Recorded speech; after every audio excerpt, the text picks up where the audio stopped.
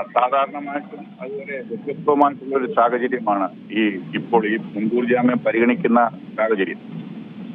കാരണം എന്താണെന്ന് ചോദിച്ചാല്, ഒരിക്കൽ ഒരു കേസിലേക്ക് മുൻകൂർ ജാമ്യത്തിൽ പോകുന്നു, അതിനുശേഷം പിന്നീട് അതേ സമാന സ്വഭാവമുള്ള മറ്റൊരു കേസ് അതേ പ്രതിയുടെ പേരിൽ രജിസ്റ്റർ ചെയ്യുകയും അയാളെ അറസ്റ്റ് ചെയ്യുകയും അയാൾ റിമാൻഡിൽ 2 ആഴ്ചയോളമായി കഴിയുകയും ചെയ്തു. റിമാൻഡിൽ കിടന്നുകൊണ്ട് ഒരു മുൻകൂർ ജാമ്യാപേക്ഷയിൽ വാദം കേൾക്കുക അല്ലെങ്കിൽ ആ രീതിയിലുള്ള ഒരു സാഹചര്യം വളരെ വ്യത്യസ്തമായിട്ടുള്ള ഒരു സാഹചര്യമാണ്. കാരണം ഇത് സാധാരണ നിലയിൽ ഉണ്ടാവാറുള്ളതല്ല.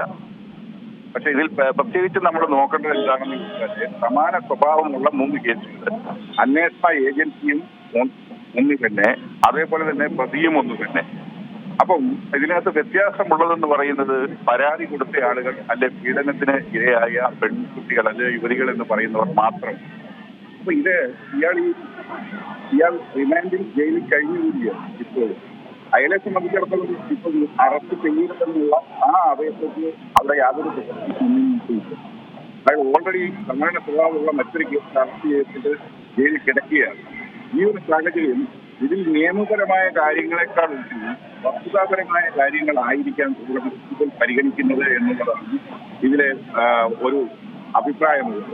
കോടതി വസ്തുതാപരമായ കാര്യങ്ങളെ പരിഗണിക്കുന്ന സാഹചര്യത്തിൽ ഈ പെൺകുട്ടി കൊടുത്തിരിക്കുന്ന നഗ്ന വീഡിയോ പകർത്തി എന്നുള്ള രീതിയിലുള്ള പ്രതിഭാഗങ്ങളും എത്രമാത്രം പ്രസക്തമാകും എന്നുള്ളത് നമുക്ക് അറിയാൻ സാധിക്കും.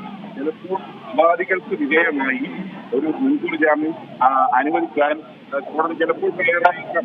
എന്താണ് എന്നുള്ളതിനെ സംബന്ധിച്ച് നമുക്ക് പറയാനൊക്കില്ല. കാരണം ഇയാളോ രാഹുൽ മാക്കൂട്ടമോ അയാളോട് ബന്ധപ്പെട്ട ആളുകളോ ഈ നഗ്ന വീഡിയോ ഉണ്ടെങ്കിൽ പറയപ്പെടുന്ന നഗ്ന വീഡിയോ പ്രസിദ്ധീകരിക്കുവാനോ അല്ലെങ്കിൽ എവിടെയെങ്കിലും അത് പ്രദർശിപ്പിക്കുവാനോ പാടില്ല എന്നുള്ള ഒരു ഉത്തരവോടുകൂടി തന്നെ മുൻകൂർ ജാമ്യം ചിലപ്പോൾ പരിഗണിക്കാം. നമുക്ക് പറയാൻ പറ്റില്ല. അങ്ങനെ ഈ സത്യവാങ്മൂലം കൊടുത്തു എന്ന് കരുതി ഇപ്പൊ ഇത് ഏകദേശം ആഴ്ചകളോളം ആയിട്ടുണ്ട് ഈ മുൻകൂർ ജാമ്യാപേക്ഷ പരിഗണിച്ച് മാറ്റി വെക്കപ്പെട്ടിരിക്കുന്നു. അയാളെ അറസ്റ്റ് ചെയ്യാൻ പാടില്ല എന്നുള്ള നിർദ്ദേശം നിലനിൽക്കുകയും ചെയ്യുന്നുണ്ട്. അപ്പൊ ഇതില് നമുക്ക് മുൻകൂട്ടി കണ്ടിട്ടൊരു അഭിപ്രായം ഇതിൽ പറയാൻ പറ്റില്ല. കാരണം കോടതി എന്താണ് അതിൽ കൽപ്പിക്കാൻ പോകുന്നത്? കാരണം ഇങ്ങനെയുള്ള കേസുകൾ, ഇങ്ങനെയുള്ള സാഹചര്യങ്ങൾ വളരെ വ്യത്യസ്തം അല്ലെങ്കിൽ വിചിത്രം അല്ലെങ്കിൽ എന്താ പറയുന്നത്, അങ്ങനെ വളരെ വിരളമായിട്ട് മാത്രമേ വരാറുള്ളൂ. സാധാരണ രീതിയിൽ ഒരാൾക്ക് ഒരു കേസാണ് വരുന്നത്. ഇതൊന്നല്ല, രണ്ടല്ല, രണ്ടും കഴിഞ്ഞ് മൂന്നാമത്തെ കേസിൽ അയാൾ അറസ്റ്റ് ചെയ്യപ്പെടുകയും റിമാൻഡിൽ ജയിലിൽ കഴിയുകയും ചെയ്യുകയാണ്. അങ്ങനെ വ്യത്യസ്തമായിട്ടുള്ള സാഹചര്യമായതുകൊണ്ട് കോടതിയുടെ യുക്തമനുസരിച്ചുള്ള ഒരു തീരുമാനമായിരിക്കും എടുക്കുന്നത്. അത് നിയമപരമായിട്ടുള്ള കാര്യങ്ങളെക്കാൾ ഉപരി വസ്തുതാപരമായിട്ടായിരിക്കും എന്നാണ് പറയാനുള്ളത്. ഇതിലിപ്പോൾ ഈ പറഞ്ഞതുപോലെ ഒന്നാമത്തെ കേസിൽ ഒരു പക്ഷേ ഹർജി പരിഗണിച്ചുകൊണ്ട് ജാമ്യം ലഭിക്കുകയാണെങ്കിലും ഈ മൂന്നാമത്തെ കേസിൽ എപ്പോഴും ജയിലിലാണല്ലോ. പിന്നീട് ഈ മൂന്നാമത്തെ കേസിന്റെ ഹർജി പരിഗണിക്കുമ്പോൾ ഈ ആദ്യത്തെ കേസിൽ ജാമ്യം നൽകി എന്നുള്ളത് അവിടെ പ്രസക്തമാകുന്നുണ്ടോ? കാരണം മൂന്നാമത്തെ കേസിൽ ജാമ്യം ലഭിക്കാനുള്ള ഒരു സാധ്യതയുണ്ടോ ഈ ആദ്യത്തെ കേസുമായി ബന്ധപ്പെടുത്തുമ്പോൾ? ഇല്ല. ഇതിനകത്ത് മൂന്ന് കേസുകൾ, മൂന്ന് പരാതിക്കാര്, മൂന്ന് സാഹചര്യമാണ്. സമാനതകൾ മറ്റു രീതിയിൽ ഉണ്ടെങ്കിൽ പോലും കേസുകൾ വ്യത്യസ്തമാണ്. അന്വേഷണ ഏജൻസികളും ഒന്ന് തന്നെയാണ്. പക്ഷേ ഇയാൾക്കിപ്പം തിരുവല്ല മജിസ്ട്രേറ്റ് കോടതി അതിലെ ജൂറിസ്ഡിക്ഷൻ അല്ലെങ്കിൽ ബലാത്സംഗ കേസ് വിചാരണ ചെയ്യാനുള്ള അധികാരപരിധിക്ക് അപ്പുറത്താണ് എന്ന് പറഞ്ഞതുകൊണ്ടും മറ്റുമൊക്കെയാണ്. ആ സാഹചര്യങ്ങളിലാണ് അയാളെ സെഷൻസ് കോടതിയിലേക്ക്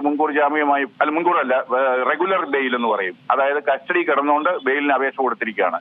അപ്പം പത്തനംതിട്ട സെഷൻസ് കോടതി അത് പരിഗണിക്കാനിരിക്കുകയാണ്. അയാൾക്ക് ഇപ്പോഴും ഇത് രണ്ട് കോടതിയാണ്, രണ്ട് രീതിയിലുള്ള സാഹചര്യങ്ങളാണ്. കോടതികൾ അത് വേറെ ആയിട്ടാണ് അത് പരിഗണിക്കാൻ സാധ്യതയുള്ളത്. ഏറ്റവും പുതിയ വാർത്തകളും വിശേഷങ്ങളും വിരൽത്തുമ്പിലറിയാൻ സീ മലയാളം ന്യൂസ് എല്ലാ ഡിജിറ്റൽ പ്ലാറ്റ്ഫോമുകളിലും ലഭ്യം.